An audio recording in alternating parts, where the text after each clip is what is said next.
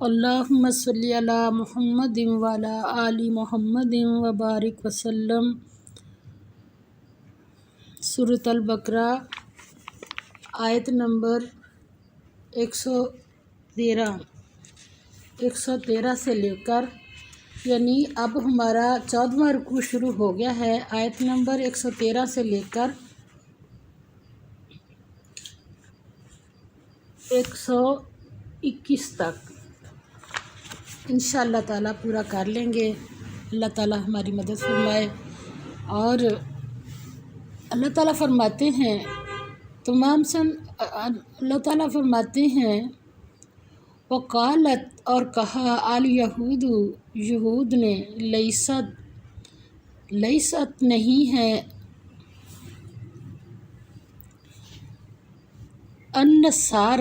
نصارہ یا عیسائی علی شیء کسی چیز پر۔ وقالت فرمایا اور کہا النصارہ عیسائیوں نے لیست نہیں ہے الیہود یہود علی شیء کسی چیز پر وہم اور حالانکہ وہ یتلون پڑھتے ہیں الکتاب کتاب۔ یہ دونوں تو اہل کتاب ہیں، ان کے ساتھ کتاب کا بھی لکھا۔ اور اب تیسرا فرقہ جو ہے فرمایا کذالک اسی طرح قال کہا الذین ان لوگوں نے جو لا یعلمون نہیں علم رکھتے مثل مانند قولہم بات ان کی، یعنی جو پہلے کہہ رہے ہیں ان کی طرح یہ اس کی مثل نہیں ہے۔ فرمایا اسی طرح بالکل انہی کی سی بات وہ لوگ کہتے ہیں جو کچھ نہیں جانتے، یعنی مشرک۔ فاللہ پس اللہ یحکم فیصلہ کرے گا بینہم درمیان ان کے، کس دن؟ یوم القیامتی قیامت کے دن، فی ما اس چیز میں کہ کانو یہ ہیں فیہ جس میں یختلفون اختلاف کرتے۔ یعنی یہ قرآن کہتا ہے کہ نجات کا دار و مدار خدا پرستی اور نیک عملی پر ہے، نہ کہ کسی گروہ بندی پر۔ جو خدا پرست ہوگا وہ نیک عمل کرے گا وہی نجات پائے گا۔ یہ نجات رنگ نسل ایسی چیزوں سے نہیں ہے، فرقوں سے نہیں ہے۔ آج یہ تو یہود و نصارہ کی باتیں ہیں، اب دیکھ لیں ہمارے کیا حالات ہیں۔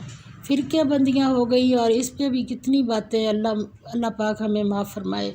اور فرمایا ومن اور کون ہے اظلم بڑا ظالم ممن اس آدمی سے جو مانع روکے مساجد اللہ مسجدوں سے اللہ کی، یذکر کہ ذکر کیا جائے فیہا ان میں اسمہ نام اس کا وسعی اور کوشش کرے فی خرابیہا ویرانی میں اس کے اولئک ان خرابی میں ان کی اولئک یہی لوگ ہیں ما کانا نہیں ہے لہم ان کے لیے، کیا نہیں ہے ان کے لیے ان یدخلوہا یہ کہ داخل ہوں اس میں الا مگر کس میں؟ مسجد میں، الا مگر خائفین ڈرتے ہوئے لہم ان کے لیے فی دنیا میں خزی رسوائی ہے، ولہم اور ان کے لیے فی الآخرۃ آخرت میں عذاب عظیم دردناک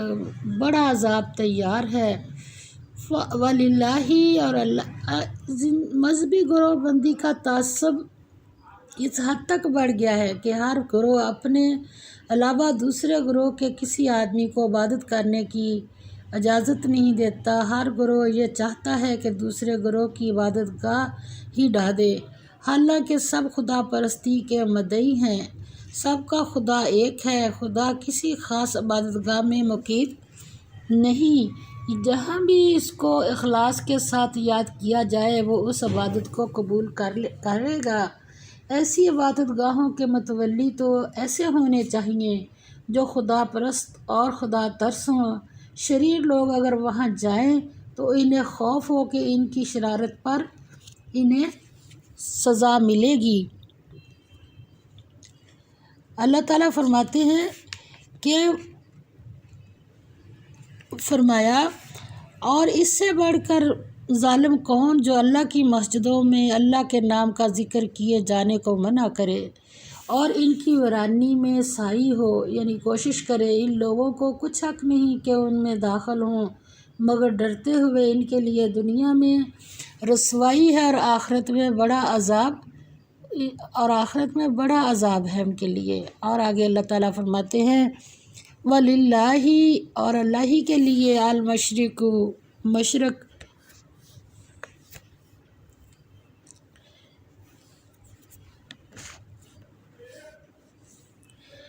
اللہ ہی کے لیے مشرق والمغرب، اور مغرب، فَأَيْنَمَا، یہاں کہیں تولو تم رخ کرو، فثم، پس اس طرف، وجہ اللہ، متوجہ ہے، رخ ہے اللہ کا۔ ان اللہ، بے شک اللہ، واسع، وسعت والا، علیم، سب کچھ جاننے والا ہے۔ نبی پاک صلی اللہ علیہ وسلم سواری کے اوپر بھی نفلی نماز پڑھ لیتے تھے، اور یہ کچھ حالات ایسے ہیں جن میں بھی اجازت بھی ہے کہ اگر کوئی ایسے حالات ہو جائے تو ان میں نماز جدھر کو بعض کا تو کوئی وجوہات ہوتی ہیں، فرض نماز کی بات نہیں ہو رہی، اگر نماز پڑھنی پڑ جائے تو پھر اپنی طرف سے ایک کام ہے کہ اپنی طرف سے بالکل صحیح سمت سمجھ کے نماز پڑھے۔ یہ نہ ہو کہ دل میں تکبر ہے یا کچھ ہے کہ میں کیوں ادھر کو کروں، تو میں نہیں، جھکنا اللہ کے سامنے ہے، اور پورا پتہ ہو اپنے دل کو، تسلی ہو کہ خانہ کعبہ اس طرف کوئی ہے، تو پھر اللہ تعالیٰ فرماتے ہیں اگر ان اللہ واسع علیم، اللہ تعالیٰ بے شک اللہ وسعت والا، سب کچھ جاننے والا ہے کہ تمہارے دلوں میں کیا ہے۔ جب تم نے جدھر بھی تمہیں صحیح سمت کا پتہ نہیں تھا، جب تم نے نماز پڑھی تو تمہارے دلوں میں کیا تھا۔ وَقَالُوا، اور انہوں نے کہا، اتخذ، رکھتا ہے یا بنا لیا ہے اللہ۔ دیکھیں جب انسان کی باتیں نافرمانی کی بڑھتی ہیں تو بڑھتی کہاں تک آ جاتی ہے۔ پہلے فرقوں پہ بات ہوئی، پھر مسجدوں سے روکا، اب اس سے بھی بڑھ گیا، اب اللہ کے ساتھ اللہ کی اولاد بھی بنا دی۔ اللہ تعالیٰ ہماری مغفرت فرمائے۔ اور یہودیوں اور عیسائیوں کی گمراہی یہ ہے کہ وہ کتاب الہی سے منحرف ہو گئے اور اس باطل اعتقاد پر اپنی گروہ بندیاں قائم کر لی کہ خدا اولاد رکھتا ہے۔ چنانچہ یہودی حضرت عزیر کو اور عیسائی حضرت عیسیٰ کو خدا کا بیٹا کہنے لگے، حالانکہ اللہ کی ذات اس سے پاک ہے۔ زمین و آسمان میں جو کچھ ہے وہ سب کچھ اسی کا ہے۔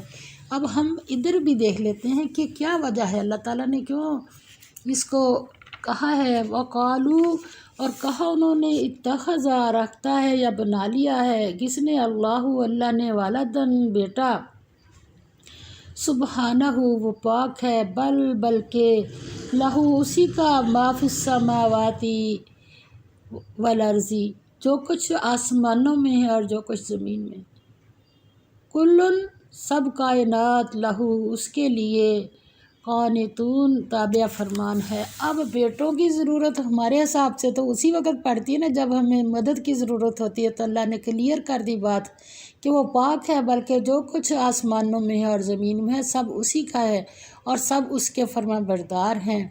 آگے فرمایا، بدی، پیدا کرنے والا، السماواتی، آسمانوں کا، والارض، اور زمین کا، وَإِذَا، اور جب قضا، فیصلہ کر لیتا ہے، امراً، کسی کام کا، فَإِنَّمَا، پس صرف، یقول، کہہ دیتا ہے، لہو، اس کو، کن فیکون، ہو جا، کن، ہو جا، فیکون، پس وہ ہو جاتا ہے۔ وقال، اور کہا، الذین، ان لوگوں نے جو، لا یعلمون، نہیں جانتے، نہیں علم رکھتے، تو کیا کہنے لگے، لولا، کیوں نہیں، یکلمونا، بات کرتا ہم سے، اللہ، او یا تأتینا، آتی ہمارے پاس، آیتن، کوئی نشانی، کذالک، اسی طرح، قولا کہا الذین ان لوگوں نے جو من قبلہم ان سے پہلے تھے، مثلا مانند قولہم بات ان کی، تشابہت ایک جیسے ہیں، قلوبہم دل ان کے، قد بے شک بینا ہم واضح کر چکے ہیں، الآیاتی نشانیاں، کس کے لیے، لقوم ان لوگوں کے لیے، یوقنون جو یقین رکھتے، فرمایا اور جو لوگ کچھ نہیں جانتے یعنی مشرک، وہ کہتے ہیں کہ اللہ ہم سے کلام کیوں نہیں کرتا یا ہمارے پاس کوئی نشانی کیوں نہیں آتی۔ اسی طرح جو لوگ ان سے پہلے تھے وہ بھی انہی کی سی باتیں کیا کرتے، یعنی حضرت موسیٰ علیہ السلام کی قوم، اور ان لوگوں کے دل آپس میں ملتے جلتے ہیں۔ جو لوگ صاحب یقین ہیں ان کے سمجھانے کے لیے ہم نے نشانیاں بیان کر دی ہیں، بے یقینوں کے واسطے تو کوئی نشانی نہیں۔ وہ لوگ ہیں جو نشانی کس کے لیے، کس کو کام دیتی ہے، جو یقین رکھتا ہو کہ اللہ ہے، اللہ تعالیٰ کا۔ فرمایا مشرکین عرب کے جاہلانہ اور حاسدانہ اعتراضات کا جواب ہے، جس طرح ہر زمانہ میں سچائی کا مزاج ایک جیسا رہا ہے، اسی طرح انسانی گمراہی کا مزاج بھی ایک جیسا رہا ہے۔ یہی وجہ ہے کہ ہر دور میں منکرین حق نے ایک ہی طریقہ پر سچائیوں کو جھٹلایا اور ایک ہی طرح مخالفت کی صدائیں بلند ہوئیں۔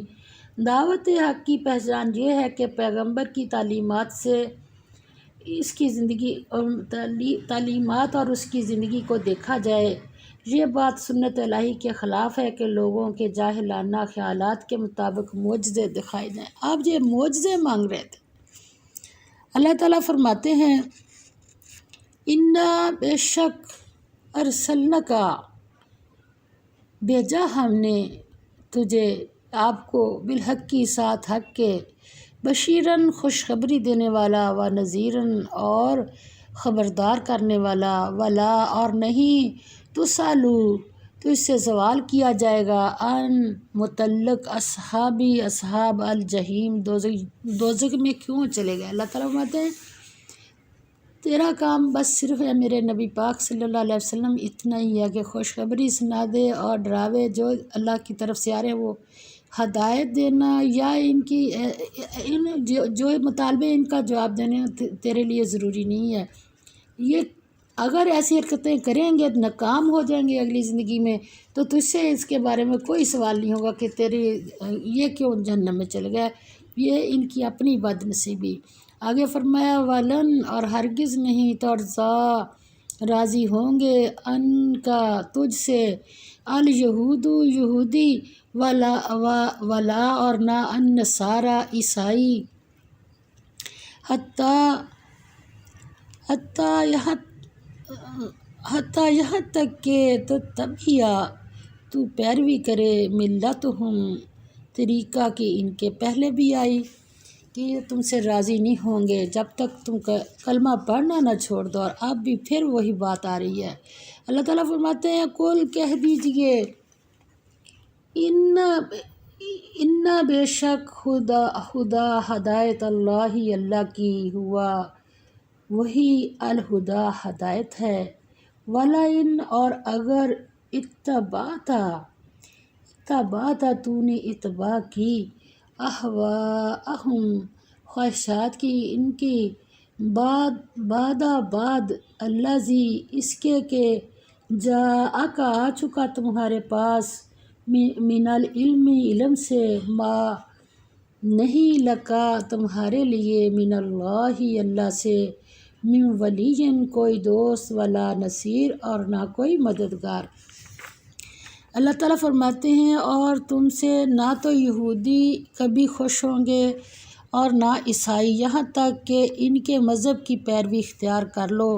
ان سے کہہ دو کہ اللہ کی ہدایت یعنی دین اسلام ہی ہدایت ہے، اور اے پیغمبر صلی اللہ علیہ وسلم اگر تم اپنے پاس علم دین یعنی دین کا علم آ جانے یعنی وہی خدا کے آ جانے کے بعد بھی ان کی خواہشوں پر چلو گے تو تم کو عذاب اللہ سے بچانے والا نہ کوئی دوست ہوگا نہ کوئی مددگار، یعنی اتنی وعید ہے اس کے اوپر۔ الذین وہ لوگ کہ آتیناہم دی ہم نے جن کو الکتابہ کتاب، یتلونا پڑھتے ہیں، یتلونہ پڑھتے ہیں اس کو، حتیٰ جیسا کہ حق ہے، تلاوت ہی اس کے پڑھنے کا، اولئک وہی لوگ یؤمنون ایمان لاتے ہیں، یؤمنون ایمان لاتے ہیں بھی اس پر۔ حق کیا ہے کتاب کا؟ پڑھنے کا حق کیا ہے کہ بہت سوار کے پڑھیں، بالکل اس میں تجوید کا دھیان رکھنا ہے اور ترجمہ سیکھنا ہے، تلاوت کرنی، ہر ایک کا اپنا اپنا ثواب ہے، مگر سب سے بڑا حق یہ ہے کہ سارا سمجھ کے کر کے اس پر عمل بھی کرنا ہے۔ ومن اور جو یکفر انکار کرتے ہیں بھی ساتھ اس کے، فاولئک پس وہی ہیں ہم وہ الخاسرون خسارہ پانے والے۔ اللہ تعالیٰ ہماری مدد فرمائے، اللہ تعالیٰ ہمارے اوپر رحم فرمائے۔ یہ ہے اللہ تعالیٰ نے جو ہمارے سامنے بات رکھی ہے، اللہ تعالیٰ جیسے ہم نے پڑھا ایسے ہی ہم اس پر عمل کرنے والے بن جائیں۔ آخر دعوانا ان الحمد للہ رب العالمین، آمین یا رب